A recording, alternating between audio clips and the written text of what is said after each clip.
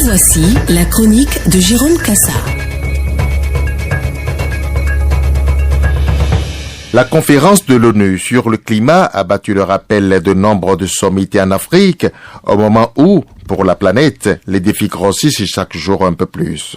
Foi des experts qui alertent, les changements climatiques sont dans le couloir de l'irréversible et sans pitié pour les populations, particulièrement les plus fragiles.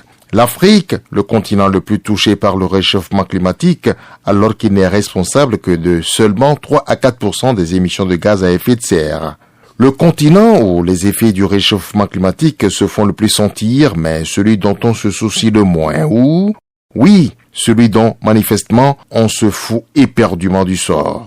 Chaque fois qu'on parle du réchauffement climatique, c'est en faveur des pays du Nord, grands pollueurs devant l'Éternel. Ils en parlent chez eux en termes de crise économique, pendant que pour l'Afrique, le phénomène a valeur de drame réel, palpable, cruel. Continent d'agriculture, l'Afrique, sous les effets de serre, voit ses terres en proie aux pires inondations et aux graves sécheresses.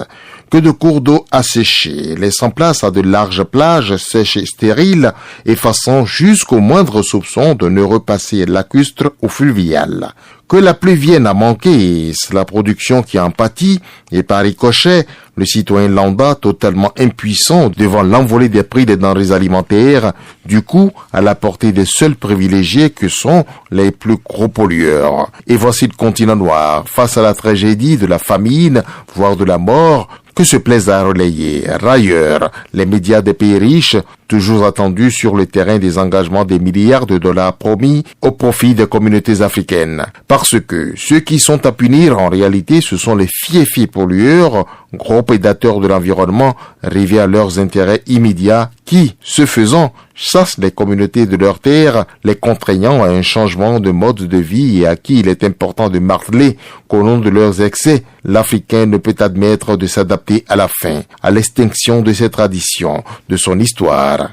Et pour mieux le marteler à ses bourreaux écolos, l'Afrique doit déjà se mettre assidûment aux panneaux solaires et aux fours écologiques, en remplacement du bois dont l'exploitation et l'exportation honteuse font de nous des condamnés. L'heure n'est plus à l'inaction, à la tchatche de convenance, mais plutôt aux actions pour des solutions pratiques. J'espère, tout comme tous les Africains, que c'est ce que sont allés dire à ce sommet les chefs d'État du continent qui, certainement, ne se sont pas déplacés pour une partie de joyeuse foire en Écosse. Sacré président, sachez que changement climatique, ça ne connaît ni fourmi, ni aigle, ni paysan, ni président.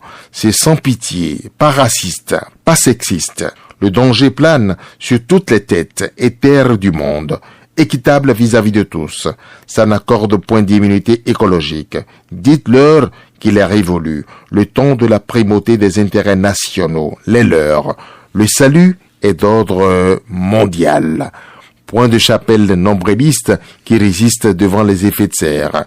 Vous devez partir de Glasgow avec des engagements concrets, fermes, tout en vous convainquant qu'il est impératif de sortir du fossile, du gaz, qu'il faut que nos pays échappent à ces folles et récurrentes inondations, à ces sécheresses inclassables.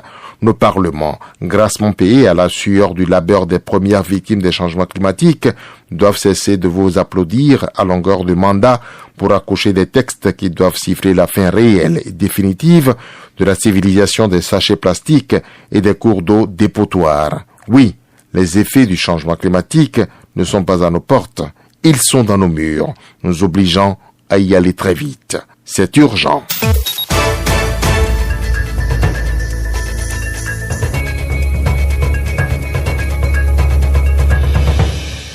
Nous sommes là pour vous, 24 heures sur 24. Idéal Web Radio, la diversité.